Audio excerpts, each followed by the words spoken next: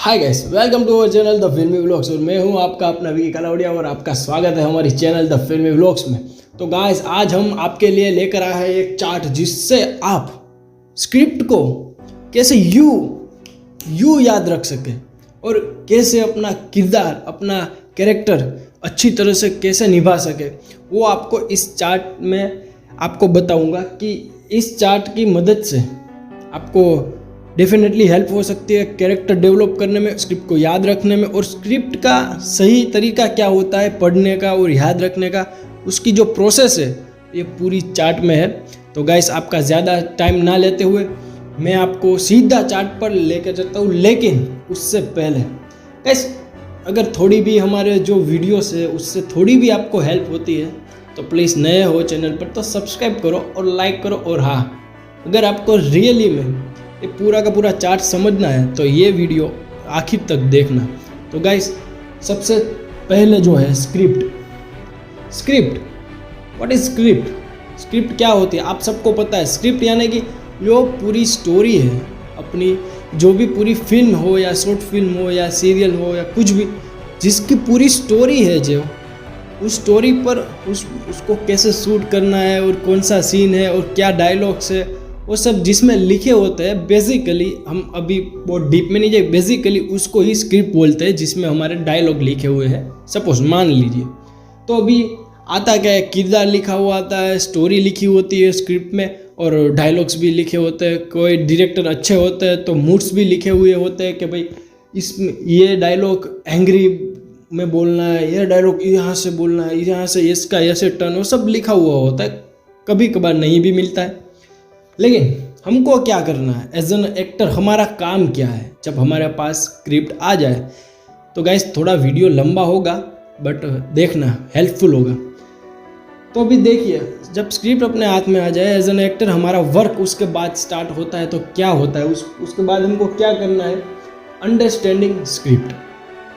मतलब कि स्क्रिप्ट को समझने की कोशिश करिए कि स्क्रिप्ट क्या कहना चाहती है। अगर स्टोरी में मेरा जो किरदार है वो क्या है, वो किरदार क्या कहना चाहता है, कौन है, पूरे स्टोरी को समझने की कोशिश कीजिए कि स्टोरी का आखिर में एंड है, ये क्लाइमैक्स सीन है, तो इसकी वजह क्या है और ये स्टोरी का मतलब क्या है, वो समझने की ट्राई करें। समझो कि स्क्रिप्ट क्या है, क्या कहना चाहती है स्क्रिप्ट।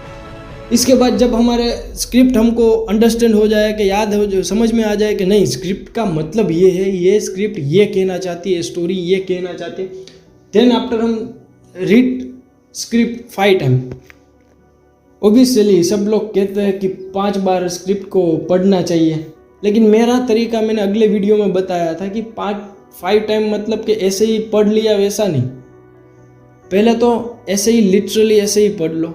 दूसरी बार हमको जहाँ पे बोलने में तो लड़खड़ाहट होती है, गड़बड़ाहट होती है, उसको सुधारने की ट्राई करें। उसके बाद टोनिंग पे जाइए, वॉइस मॉड्यूलेशन पे जाइए, उसके बाद एक्सप्रेशन पे जाइए, उसके बाद बॉडी लैंग्वेज पर वर्क कीजिए। 5 टाइम ऐसे हमको स्क्रिप्ट याद करना है, याद रखना मतलब कि रीड करना है। हमारे घर में मिरर होता है, तो मिरर के सामने स्टार्टिंग से हम बैठे तो पहले ऐसे ही पढ़ लिया, दूसरी बार हमने जो हमारे वर्ड्स में जहाँ मिस्टेक हो रही है उस पर वर्क किया। देन आफ्टर हम एक्सप्रेशन पे आते हैं, उसके बाद बॉडी लैंग्वेज पे आते हैं, and then after final 5 time जब आखिरी बार हो तो मिरर के सामने से हट जाए और ऐसे ही किसी के साथ, किसी दीवार के साथ या कोई फ्रेंड के साथ या फिर कोई कैमरे के सामने एक्ट करने की ट्राई कीजिए। 5 टाइम ऐसे स्क्रिप्ट को रीड करना है। रीड मतलब ऐसे ही नहीं, एक बंदा था जो गांव में रहता था, गांव में रह के सिटी में चला गया, गांव में रह के सिटी में चला गया, एक बंदा था गाँव, ऐसे ही नहीं पढ़ना है। यूनिक, आप एग्जाम के लिए तो रीड नहीं कर रहे, आपको एक किरदार बनाना है, आपको एक कैरेक्टर डेवलप करना है, तो उसके हिसाब से पढ़ने का सही तरीका मेरे अगले वीडियो में बताया हुआ है। और मैंने जब भी जो आपको 5 टाइम बताया वैसे हमको रीड करनी है script. And then after 5W and 1H। 5W and इसको हिंदी में बोलते हैं 5 क, और 5W और 1H, उसका मतलब क्या है मैं आपको समझाता हूँ।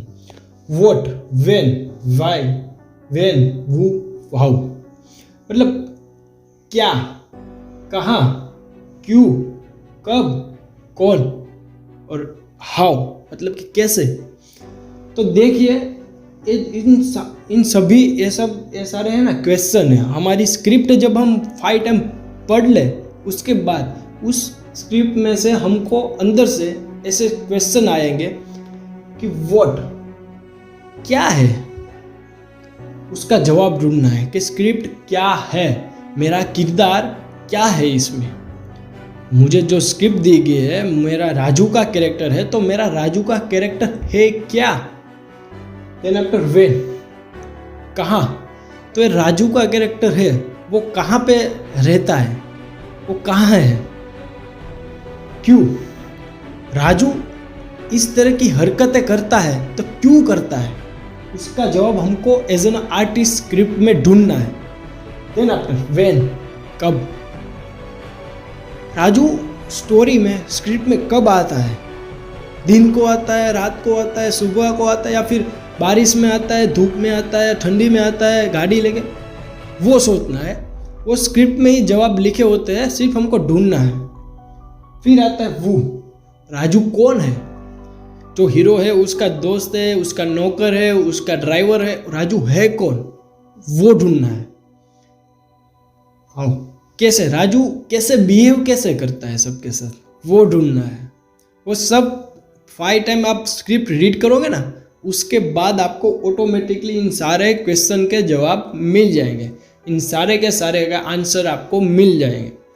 तो गाइस जब ये हो जाए उसके बाद आपको राजू कौन है, कहाँ गया, कब, क्या, सबके आंसर मिल गए। अभी मोस्ट इम्पोर्टेंट उसके बाद आपको क्या करना है as an artist, as an actor, magic if magical if है ना, उसको यूज करना है। यानी कि जादूगर यदि, मैजिकल यदि को जोड़ना है आपको। यदि मैं राजू होता, यदि मैं कार में जाता, यदि मैं ड्राइवर होता, मेरा नाम राजू होता, यदि मैं बारिश में जाता, यदि मैं ऐसे करता, यदि मैं राजू होता तो मैं क्या करता, यदि मेरे बॉस ने मुझे थप्पड़ लगाया और यदि मैं राजू होता तो मैं उस पर क्या रिएक्ट करता। ये आपको थिंक करना है, ये पूरा का पूरा ऐसा थिंक करना है। उसके बाद जो थिंकिंग प्रोसेस आती है, जब आपने मैजिकल इफ लगाया, यानी कि आपने यदि लगाया कि यदि मैं राजू हो तो मैं क्या करूंगा, उसके बाद थिंक प्रोसेस आती है, जो आप एज एन कैरेक्टर आप थिंक करने लगते हो। वो कैसे करना है, थिंक लाइक कैरेक्टर, सोचिए कैरेक्टर की तरह, राजू की तरह सोचिए आप। देन आफ्टर राजू की तरह बिहेव करिए, राजू की तरह पर्सनालिटी डेवलप कीजिए, राजू की तरह चलिए, राजू की तरह बोलिए और राजू की जैसे आवाज़ को मेंटेन करने की कोशिश कीजिए। जैसे कि मैं अभी बोल रहा हूँ, मेरा ओरिजिनल वॉइस नहीं है, मतलब कि वही बोली मैं रहा हूँ, लेकिन मैंने मॉड्यूलेशन किया। अभी ये जो है मेरा ओरिजिनल वॉइस है, जो मैं रूटीन में अक्सर बातचीत करता हूँ। लेकिन क्या करूँ, आए मैं राजू का कैरेक्टर कर रहा हूँ, बहुत सही। अभी जैसे वॉइस राजू के जैसा पकड़ने की ट्राई करिए। देन आफ्टर थॉट, अभी मेन जो आता है ना, थॉट आती है, थॉट प्रोसेस। अपनी थॉट प्रोसेस क्या होती है इस कैरेक्टर के हिसाब से। तो देखिए थॉट प्रोसेस, सब बोलते हैं भाई थॉट प्रोसेस करना है, थॉट प्रोसेस ये वो, मेथड एक्टिंग में थॉट प्रोसेस जरूरी है, लेकिन व्हाट इज थॉट प्रोसेस की कैसे जाती है कोई नहीं बताता। देखिए हम जो शुरू से लेके यहाँ तक जो कर रहे हैं ना, उसको एक तरह से हम थॉट प्रोसेस ही बोल सकते हैं। देन आफ्टर देखिए जहाँ से हमने मैजिक इफ यानी कि यदि लगाया, जहाँ से हमने यदि लगाया वहीं से हमारी थॉट प्रोसेस शुरू हो गई है। लेकिन अभी जब हमने यदि लगा लिया, उसके बाद थॉट प्रोसेस पे हम पहुंचते हैं, तब आता है सबटेक्स्ट। सबटेक्स्ट यानी कि क्या, जो डायलॉग्स होते हैं उसके पीछे कहने का मतलब क्या है, उसको ढूंढना है। ऐसा नहीं है, समझ लो कोई मेरा फ्रेंड है, मेरे घर पे आता है, अच्छा अरे वाह आ गया, ओह आ गया तू, ये मैंने बोला मुझे अच्छा लगा, आ गया तू, ओह आ गया तू। तो दोस्त भी समझ जाता है मैंने कौन से, मेरा डायलॉग में ये नहीं लिखा, मेरा डायलॉग कहना क्या चाहता है कि समझ लो मेरा डायलॉग ऐसा है कि मेरा एक दोस्त आता है लेकिन मुझे नहीं पसंद है, वो आया ना मेरे घर पे, वो मुझे नहीं पसंद, तो मैं कैसे बिहेव करूँगा। अच्छा आ गया तू, अच्छा आ गया ना तू, फिर से आ गया। अगर वही डायलॉग है, अच्छा आ गया तू, लेकिन कहने का सबटेक्स ये है कि मेरा दोस्त जो आया ना मुझे बहुत खुशी हो रही है, कितने सालों के बाद मुझे मिल रहा है, मेरा बहुत अच्छा दोस्त। अरे पागल आ गया तू, ये थोड़ा थॉट प्रोसेस होता है कि सबटेक्स क्या है, बिहाइंड द टेक्स्ट क्या है, जो डायलॉग लिखा है उसके पीछे कहने का मतलब क्या है, हम गुस्से से बोल रहे हैं या प्यार से बोल रहे हैं। डायलॉग सेम है लेकिन बोलने का तरीका उसको अलग करता है। इसीलिए हमारी कहावत है कि सबसे बड़ी हथियार है ना हमारे पास, तो ये है जीभ, हम जो बोलते हैं। आगे चलते हैं, हमने सबटेक्स्ट में लिया फीलिंग्स, देखे मैंने क्या ना फीलिंग। आ गया तू, मुझे नहीं पसंद यार, फीलिंग हुई। अरे मेरे भाई तू मेरे घर पे आ गया यार, वंडरफुल यार। ये जो फीलिंग्स आती है तो ढूंढने की कोशिश कीजिए, हमारा जो सबटेक्स्ट ढूंढा उसके बाद फीलिंग्स कैसी है राजू की इस सीन में, इस कैरेक्टर में, इस किरदार में, इस पात्रों में कैसी फीलिंग्स है वो आप डेवलप करिए अपने अंदर, इमोशंस। देन आफ्टर एक्ट करिए, एक्ट का जो प्रोसेस होता है वो कैसे होता है वो भी इस चार्ट में लिखा हुआ है। देखिए, फोकस योर ब्रीथ, अपनी ब्रीथिंग पे कंट्रोल कई सारे लोगों को नहीं होता, लेकिन उसका एक तरीका है। अगर आप मेडिटेशन करते हैं, ओम, सुबह जो ऐसे ओम और अपने जो उसको बोलते हैं, आई थिंक प्राणायाम बोलते हैं, श्वास को लंबी सांसें खींचना और लंबी सांसें निकालना, थोड़ी देर रुक के रहना, ये सारी एक्सरसाइज आप सुबह करते हैं तो आपको बहुत अच्छी तरह से कंट्रोल होगा अपनी ब्रीथिंग पर। उसके बाद वॉइस मॉड्यूलेशन आता है, हम जो अक्सर मैंने अगले वीडियो में बताया, वॉइस मॉड्यूलेशन कहाँ पे कैसे अप बोलना है, कहाँ से धीरे बोलना है। ये गाइस याद रखना, वॉइस मॉड्यूलेशन यानी कि हमको भी as an artist, as an actor, singer के जो 7 सुर होते हैं सिंगिंग के, सारे गामा पा नी सा, उस पर हमको भी प्रैक्टिस करनी चाहिए। क्योंकि वॉइस मॉड्यूलेशन इसको भी बोल सकते हैं कि मैंने देखो ऐसा बोल रहा हूँ कि आप यार कैसे हो, अच्छे हो आप, अरे उसको मत छूना, ज़्यादा वॉइस आ गई, ये थोड़ा वॉइस मॉड्यूलेशन हुआ कि मैं कैसे बोल रहा हूँ, आपसे कैसे बात कर, आप समझ रहे हो, आपको पता नहीं मैं कहाँ से पता है उस दिन मैंने क्या कहा था, आपको नहीं। ये जो अप एंड डाउन्स आते हैं वॉइस मॉड्यूलेशन, वो आपको एज एन, जब आप एक्ट कर रहे हो अपने एक्ट में शामिल करना है उसे।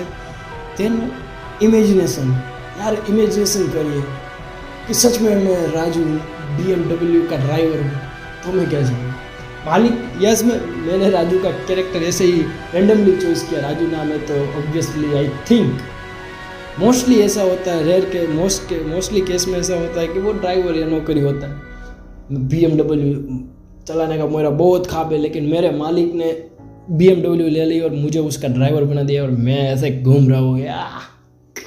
तो इमेजिनेशन करिए आप कि भाई मैं ये करता हूँ, मैं यहाँ पे ऐसा होता हूँ, ये वो सब कुछ इमेजिनेशन करिए, क्योंकि एज एन एक्टर एक इमेजिनेशन पावर ही ऐसी चीज़ है जो अपने किरदार को अच्छी तरह से बनाने में मदद करती है।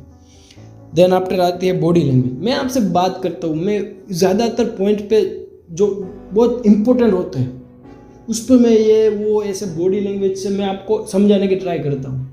दैट इज कि बॉडी लैंग्वेज भी हमारे एक्ट के लिए बहुत ही ज़रूरी है। एंड अभी आता है पॉज। देखिए कि पॉज यानी कि क्या, अभी मैं बोलते बोलते जो रुका उसको ही बोलते हैं पॉज, जो बोलते बोलते रुका उसको ही बोलते हैं पॉज, उसको ही बोलते हैं पॉज। तो गाइस ये पॉज है, इसको हम डायलॉग में कैसे यूज करना है, कहाँ से क्या है, लेकिन याद रखना, गलत सेंटेंस पे या फिर गलत वर्ड्स के पीछे आगे पीछे जरा भी पोज हो जाता है ना, तो कहने का मतलब ही कुछ और हो जाता है, मतलब कि सब टेक्स्ट अब बदल जाता है। तो ये नहीं करना है, ध्यान रखना है कि हमको पोज कहाँ पे लेना है और कहाँ पे नहीं लेना। और आखिर में डू इट वेरी बेस्ट, अपना बेस्ट दीजिए और अपने काम यानी कि अपने एक्टिंग के काम से करें प्यार करें अपने काम से, जो भी अपना काम हो उससे प्यार करें और अच्छी तरह से आप एक्टिंग करें। आई होप आपको ये चार्ट हेल्पफुल होगा। और ये चार्ट थोड़ा लंबा है, उसके नेक्स्ट वीडियो में भी और एक पार्ट है, वो मैं नेक्स्ट वीडियो में लाऊंगा।